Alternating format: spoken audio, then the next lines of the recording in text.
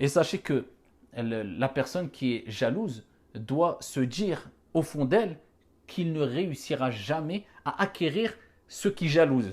La chose qui jalouse, la chose qu'il envie, s'il agit ainsi. Par contre, s'il prend conscience que tout vient de Dieu et il ne cessera de se fatiguer s'il agit ainsi, et qu'il va à l'encontre des recommandations divines, et qu'il est en train d'accumuler d'énormes péchés. Et le prophète alayhi salatu wassalam a dit que la jalousie dévore les bonnes actions comme le feu dévore le bois. S'il a compris ça, eh bien au contraire, il va invoquer, pas contre, mais en faveur de la personne qui est en face de lui, la personne qui est jalouse. Et vous savez que le prophète sallallahu alayhi wa sallam a dit, eh bien lorsque une personne invoque en cachette, c'est-à-dire sans en informer son frère, il invoque pour son frère dans la prière, il dit, Ya Allah, cette personne tu lui as accordé du bien, rajoute-lui du bien, accorde-lui encore plus. Il y a un ange, Malak, tu préfères l'invocation d'un humain ou d'un ange? Un ange, Malak, rapporté par Muslim, qui dit Amin, et pour toi de même.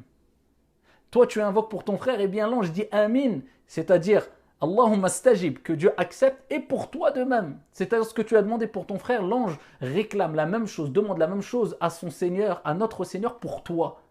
Donc, au lieu de dire j'aimerais que ce bienfait disparaisse, parce que c'est ça le hasad, la jalousie, c'est de vouloir que le bienfait qui a touché ton frère ou ta sœur, la personne en face de toi disparaisse. Non.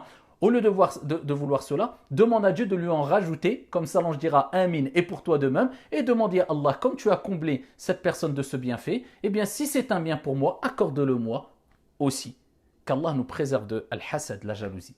Que Dieu nous permette de réagir avec sagesse, de répondre au mal par quelque chose qui est meilleur, avec le meilleur des comportements, et d'ignorer les ignorants, comme Allah nous l'a recommandé dans le Coran al-Karim. Ignorer les personnes mauvaises, ignorer les injustes, et cheminer sereinement vers votre Seigneur, tabaraka wa ta'ala, vers notre Seigneur, tabaraka wa ta'ala. Qu'Allah subhanahu wa ta'ala vous accorde réussite, vous préserve de tout mal, qu'Allah jalla wa ala nous préserve de toutes ces maladies, et particulièrement al-hasad, la jalousie, et qu'Allah nous préserve des envieux. Amin ya rabbil alamin, wassalamu alaikum.